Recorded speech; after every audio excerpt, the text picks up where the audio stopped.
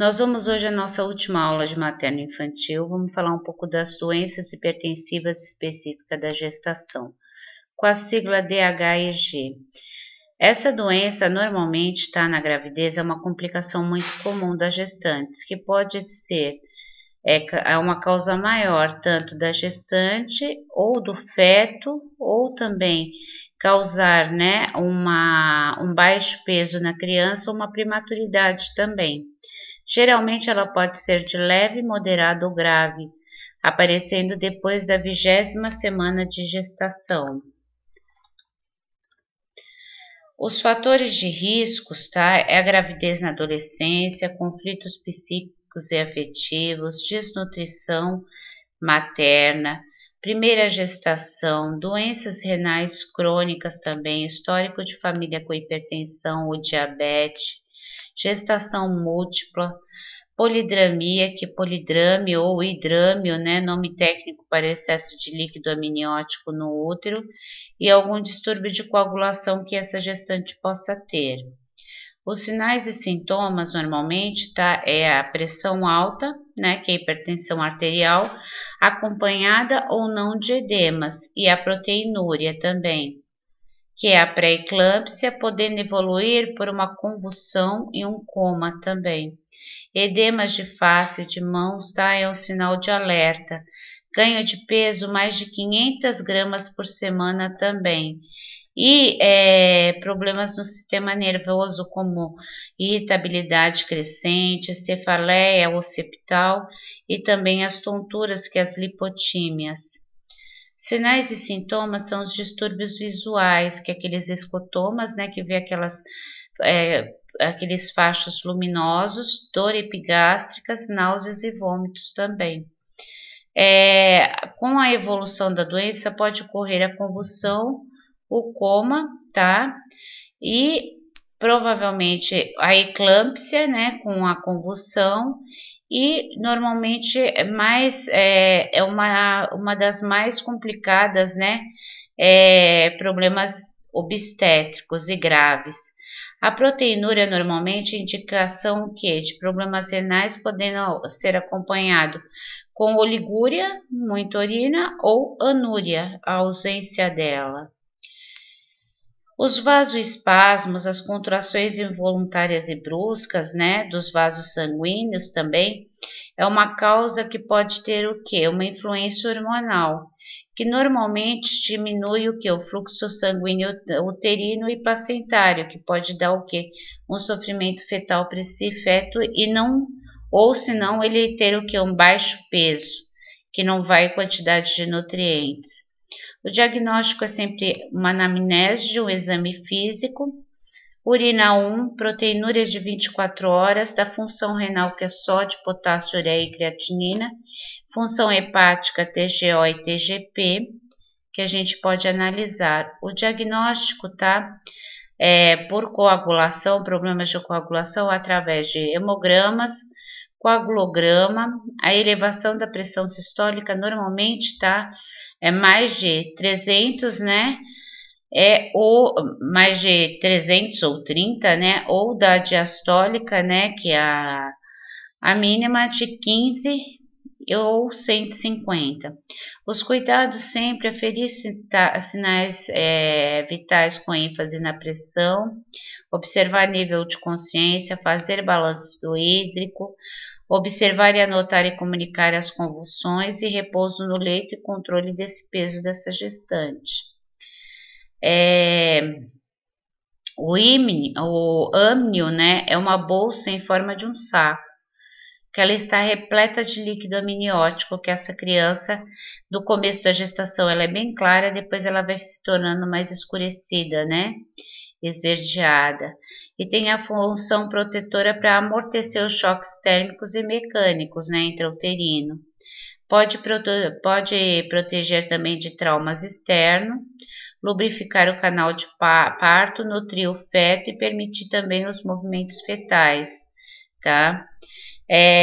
Como eu falei para vocês, no início da gravidez, esse líquido amniótico ele é claro, com grumos de odor particular entre eles. Seu volume é mais ou menos 1000 ml.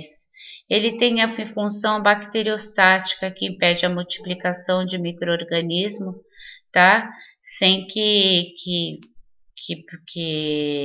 eles morram, mas eles não têm a função de se proliferar.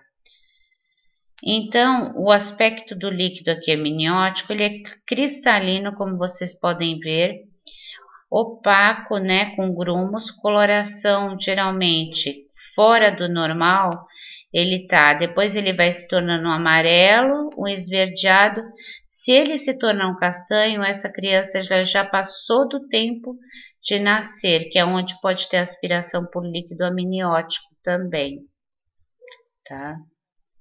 Aí, se ele tiver uma aspiração por líquido amniótico, ele vai ter um sofrimento fetal, tá? Que ele vai indicar que a saúde do feto está sob risco também.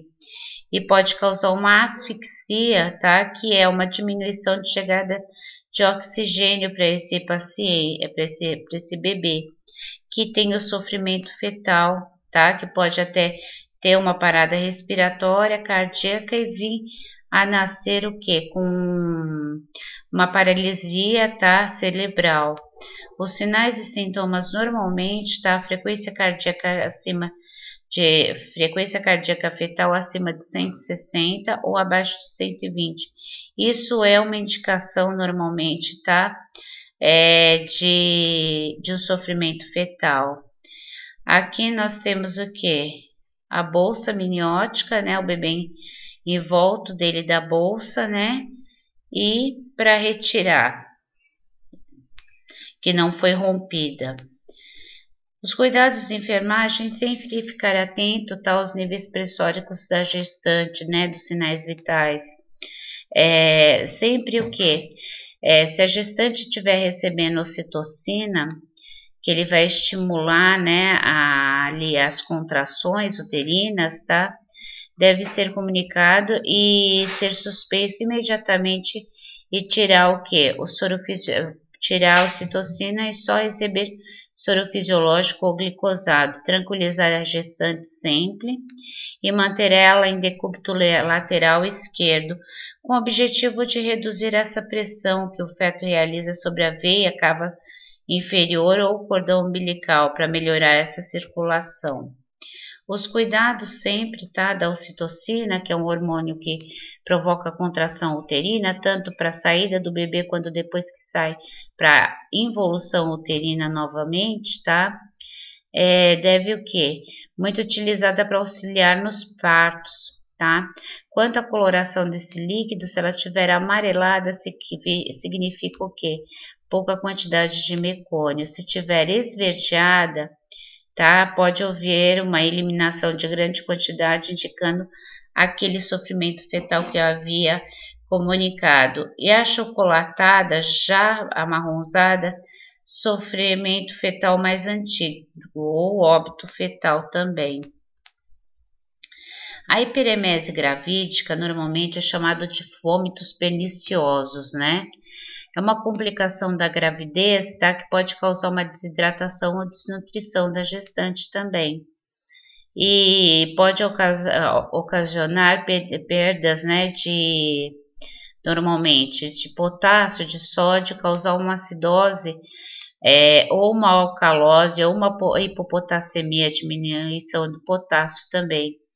Esses vômitos, essas náuseas, podem ocorrer cerca de 50% em todas as gestantes no primeiro trimestre.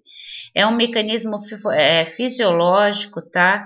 Que não está ainda bem esclarecido. A teoria que ele vai o quê? Que explica adequadamente o mal-estar matutino da gestante, que começa entre 4 a 6 semanas após a última menstruação e desaparece entre 14 e 16 semanas. Geralmente, essa hiperemese inicia-se, né, nessa 16 semanas, pode ocorrer esses casos também, tá? Essas náuseas incessantes, além no primeiro trimestre de gravidez, é chamada de hiperemese gravídica, tá? Pode conter alimentos não digeridos, muco, bile nas suas iniciais, e se assemelhar de muito vômito com aspecto de borra de café. E esses vômitos persistentes, né, é o que a gente pode levar o que? Com muito líquido perdido causa uma hipovolemia. E normalmente os exames de laboratório podem demonstrar, tá, uma hemoconcentração, geralmente déficit de hidrogênio, sódio, potássio e cloretos devido a muita perda também. E esses sinais de desidratação pode ser ocorrido, tá, com muito emagrecimento dessa paciente, taquicardia devido à perda de potássio, hipotensão também a sódio, cetonúrias também de cetonas, e ela fica com alteração na pele, que fica aquela pele parecendo de uma pessoa que está desidratada com mucosa seca. Até se persistir muito uma confusão mental, coma também uma insuficiência hepática renal, devido a todas as perdas que ela possa ter. A perda de suco gástrico pelo vômito pode ocorrer o que? Uma alcalose metabólica, tá? Ao mesmo tempo que o estado também nutricional anormal da gestante pode ocorrer uma acidose metabólica. O sangue, alcalose, o sangue fica mais alcalino. Acidose, né, fica mais ácido.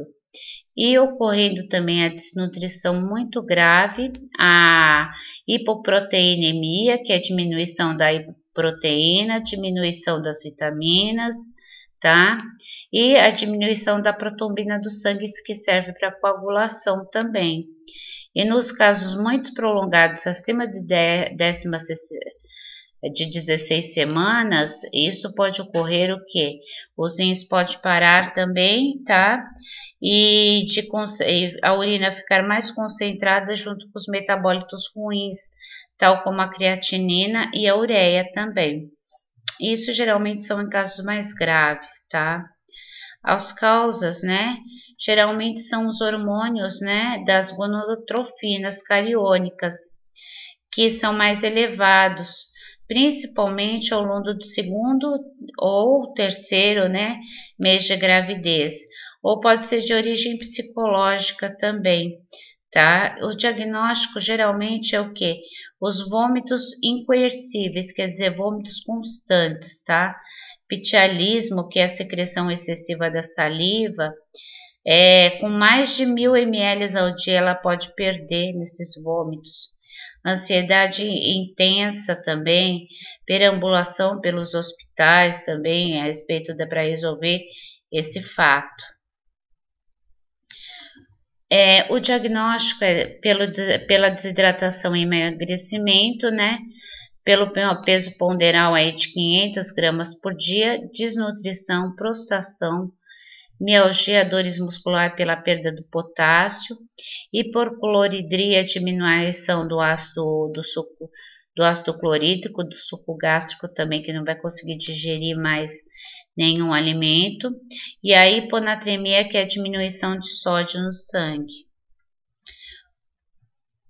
Aí a gente vai ter também pela hipopotassemia, que pode causar uma cetonúria, uma acidose metabólica, uma plaquetopenia, né, que pode ser diminuição das plaquetas, diminuição da albumina também. E geralmente, tá, os HCGs, eles vão estar muito altos, os hormônios, acima de 100 mil miliunidades também. E manifesta-se geralmente, como eu falei, no primeiro trimestre de gravidez, sendo frequentemente intensos, que impossibilitam uma correta alimentação, uma deficiência de nutrição, causando perda de peso.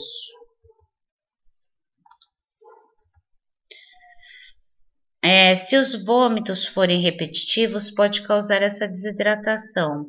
Geralmente, tá, o problema para solucionar a maneira desses vômitos, que a gente pode estar geralmente colocando essa paciente em risco, colocando essa mulher em perigo também, pode ser o quê? Orientar elas, tá, quanto às medidas dietéticas delas. Comer menos e frequentemente comer menos quantidade e com maior frequência normalmente, tá? Alimentos sólidos em vez de ser líquidos, frios em vez de ser quentes, tá? Evitar comidas muito pesadas, condimentadas também, pode estar orientando essa mulher. E sempre que provoca um estado de desidratação ou alteração, tá? Procurar o quê? Uma unidade hospitalar, que essa paciente provavelmente vai precisar ficar internada.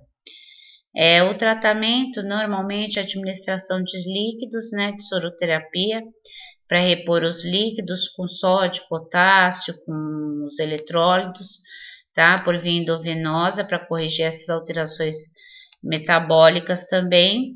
E geralmente os vômitos costumam desaparecer ao fim ou alguns dias após o que essa mulher reiniciar uma alimentação mais entérica, né, via oral. E pode administrar também os antieméticos conforme prescrição médica. Aí nós temos aqui a insuficiência do istmo cervical, que é normalmente, tá? Lá o canal de Parco, ele não tem normalmente uma musculatura adequada, que eles precisam fazer um ponto, no colo do útero aqui, né, alguns pontos que é a cerclagem, para o que? Evitar que tenha sangramentos, né, evitar até a perda desse feto também. E geralmente a gente põe o que? Perdas no segundo trimestre de gravidez, né? Pode ter um sangramento mais claro, né? Então precisa de uma cerclagem, geralmente que pode ser marcada e fazer. Agora, se geralmente tem esse colo uterino que tiver com a musculatura bem falha, maior do que 2 centímetros, que é o prolapso dessas membranas também, tem que ser uma cerclagem, que são os pontos de emergência. Indicação normalmente, tá? Pelo ultrassom que vai descobrir isso, que é essa cerclagem de emergência. A incompetência, né, essa cerclagem, ela acontece pela incompetência do istmo cervical, mais comumente, né, ali pelo colo uterino, que a causa mais comum dessas hemorragias são no último trimestre de gravidez, que já essa musculatura já está bem prejudicada, com hemorragia externas ou interna oculta, e os graus de deslocamento, ela é bem variável, tá? Pode ser parcial desde que com ou sem sangue exteriorizado, ou uma separação completa. E ela tem o que? A incapacidade do colo uterino de manter uma gravidez, né, adequada. No entanto, tem mulheres que têm vários abortos, né, consecutivos devido a essa incompetência istmo-cervical. Então, o orifício, né, ele apresenta o que é incompetente para reter o concepto, porque ele tem o que? Uma dilatação sem precisar se dilatar e também aquela musculatura falha. E uma hipertensão materna pregressa também pode estar o quê? Associada, que pode provocar também a ruptura dos vasos placentários e formação de hematoma e posteriormente o deslocamento. E isso acontece mais ou menos na idade materna acima de 30 anos. Os fatores de riscos, tá?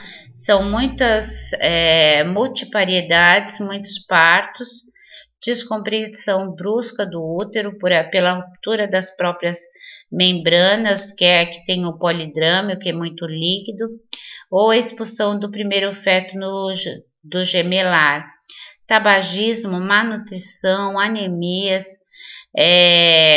isquemias de vasos sanguíneos placentários, né, que a gente chama de infartos, e hipertensão. Então, essa incompetência, como eu falei para vocês, pode estar levando o que? As perdas gestacionais a partir da 18ª semana, tá? Que é o aborto, normalmente. Geralmente, essas perdas são inevitáveis quando não são monitoradas adequadamente.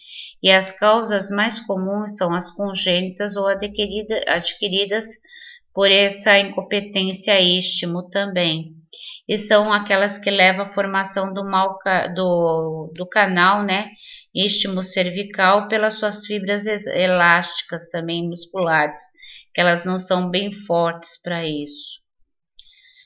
E as adquiridas, que pode levar, né, às deformidades desse canal, pode ser partos com utilização de fórceps também, ou partos traumáticos com dilatação forçada do colo, tá? E pode ser também tumoração no istmo cervical por miomas também. Sinais e sintomas, sempre a dor de intensidade é muito variável, junto com a hemorragia também externa variável, pode ser oculta, tá? Sendo que é interna, com hematomas retroplacentários e o útero, né, aumentado em relação à medida, né, feitas em horas antes. O diagnóstico, tá, pode ser pelo ultrassom também, e o tratamento a gente deve se tratar o que? O controle dos parâmetros maternos, as anemias e as contrações e os sangramentos. Reservar sempre sangue, repouso moderado ou absoluto, para manter essa gestação pelo menos a 34 semanas. E quando o bebê estiver desenvolvido, né, o pulmão do bebê estiver desenvolvido, fazer esse parto. Solicitar sempre o medicamento para amadurecimento desse pulmão, né, que intrauterino a gente se utiliza muito cortisona, corticoides. Extrauterino tem o líquido surfactante. Cerclagem, né, que é os pontos que a gente pode dar, na realidade o médico pode dar, né, na 13ª semana, tá? E normalmente, tá, os pontos, tá, com ou mais pontos vai depender do grau da insuficiência istmo-cervical. Deve ser e é realizado através de uma anestesia local. Mas mesmo assim, isso não é 100% garantia de chances de reter essa gravidez até o último momento.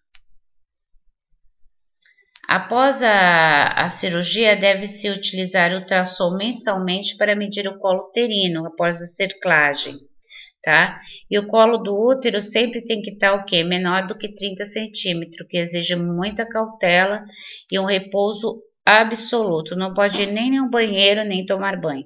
Tudo na cama. E os medicamentos inibidores de contração uterina pode ser o quê?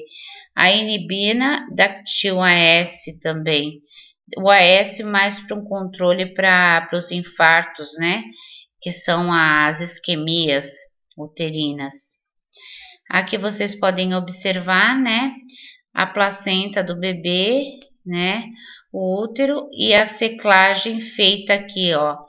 Que é realmente os pontos dados para esse útero, para não, esse colo do útero, ele não ficar aberto para essa criança poder sair. Isso é a cerclagem.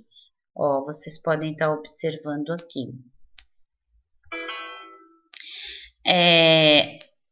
Nós temos algumas maneiras de parir, né? Que é a mesma de todas as épocas primitivas da humanidade. O que muda, tá? Como os médicos pode ser, ou como essas mulheres entendem normalmente, né?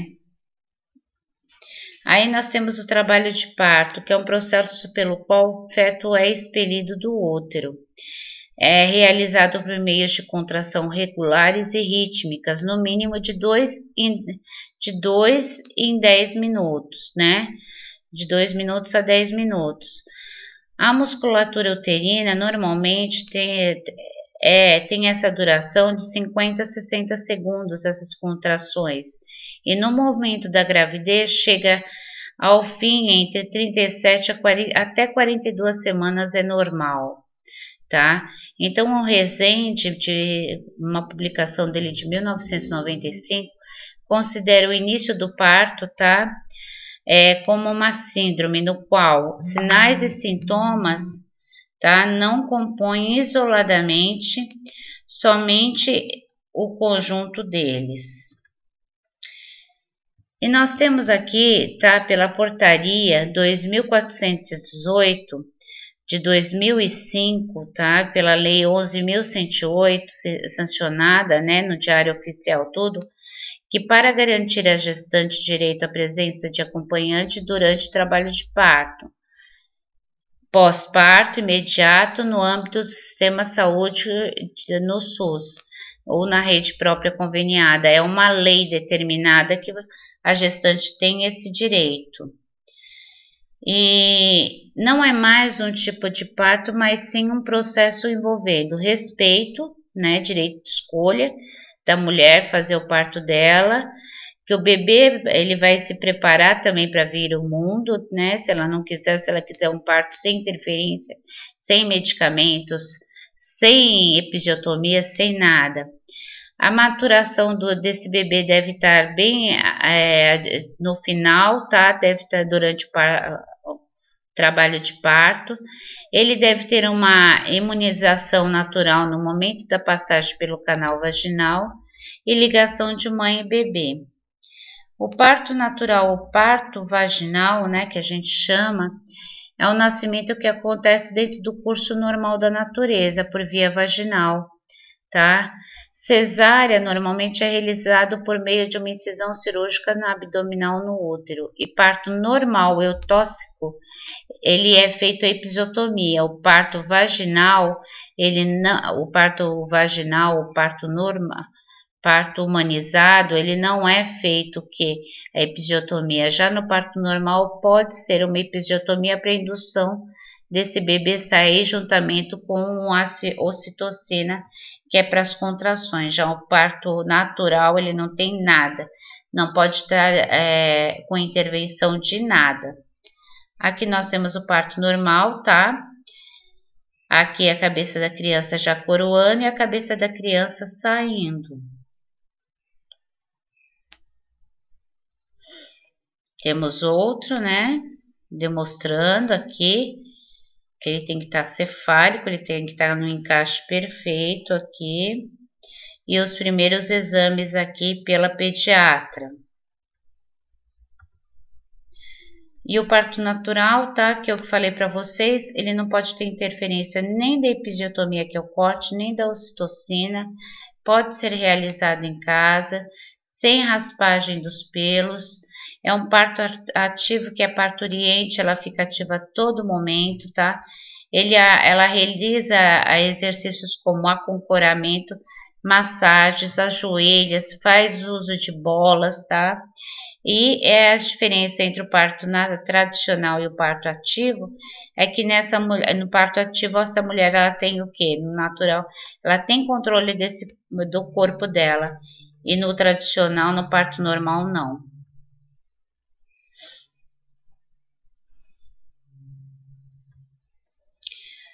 O parto de cócoras, né? Geralmente é de origem indígena, tá? É um tipo de parto muscular vaginal, que se abre para todos os lados. O fórceps normalmente é usado no parto prematuro, que evita a pressão indevida sobre a frágil crânio fetal. No sofrimento fetal ajuda no nascimento quando a mulher falta força durante a sua expulsão. Mas nesse parto aqui de fórceps é usado só o fórceps de alívio para ela escorregar. Normalmente a gente não tem mais, tá, a determinação de pressionar a cabeça encefálica e puxar a criança nesse parto. O trabalho de parto ele vai compreender em 3 fases, tá? Geralmente é dilatação, vai expulsar e secundamento. Antecedendo a essas 3 fases, existe um período não bem delimitado, tá? Que eles chamam de premonitório, que vai premunir a saída desse bebê, ou queda do ventre, ou adaptação da apresentação fetal, aumento dessa intensidade. Nós temos também, quando essa mulher está grávida, ela tem umas contrações de Braxton Hicks. Essas contrações, elas são bem mais sensíveis, mas isso não quer dizer o quê? Que são o momento do parto, as contrações que o útero está sofrendo, as interferências, pela parte hormonal. Aí, os sintomas no início do parto, tá? O apagamento do colo uterino ou dilatação por ação das contrações, ele se dilata.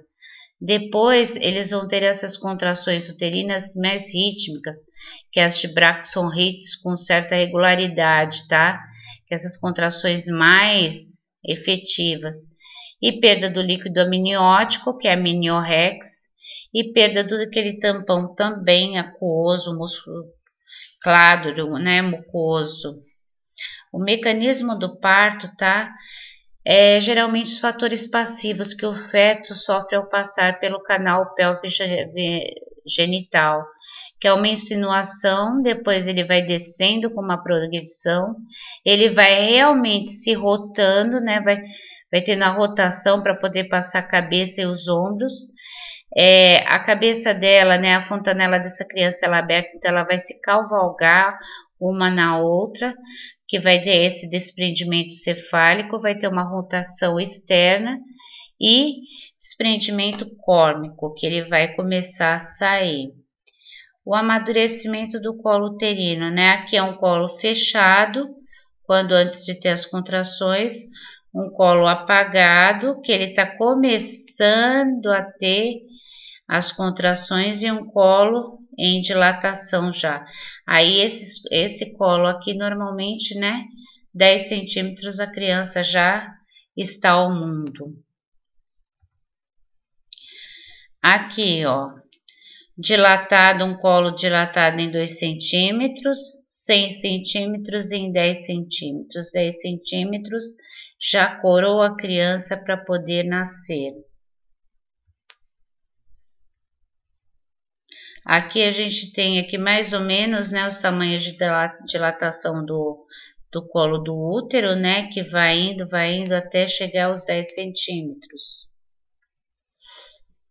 Então, normalmente, o que a gente julga aqui? O muco com coloração rosa, geralmente está presente, está aumentada à medida que o cérvix vai se modificar. Em trabalho de parto falso, isso daí não aparece, né? Contrações uterinas, ela vai ser regulares, com aumento da intensidade e da duração dessas contrações. E no trabalho de parto falso, irregulares e a frequência e intensidade não vão se modificar. Quer dizer, um trabalho de parto falso. Modificações cervicais, dilatação e apagamento, que começa a aumentar progressivamente. No falso não aparece mais a dilatação. E a dor, a gestante refere desconforto ou dor localizada nas costas irradiada pelo abdômen.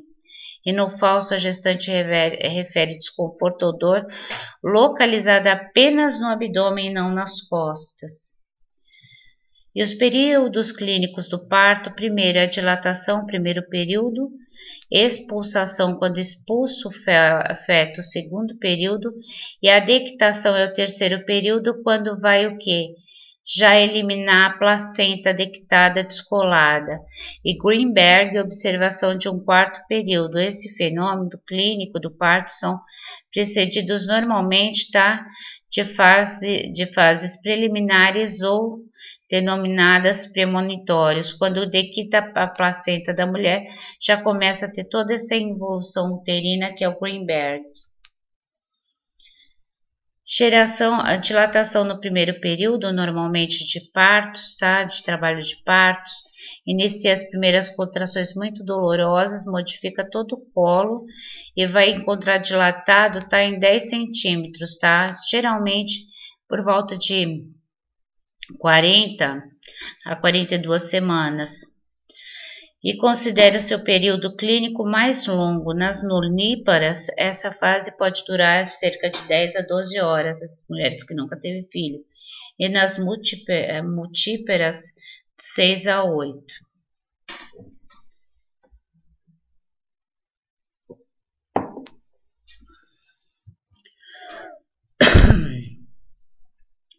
Essas etapas para dilatação. Fase lactente, de 0 a 3 centímetros, que é na fase ativa.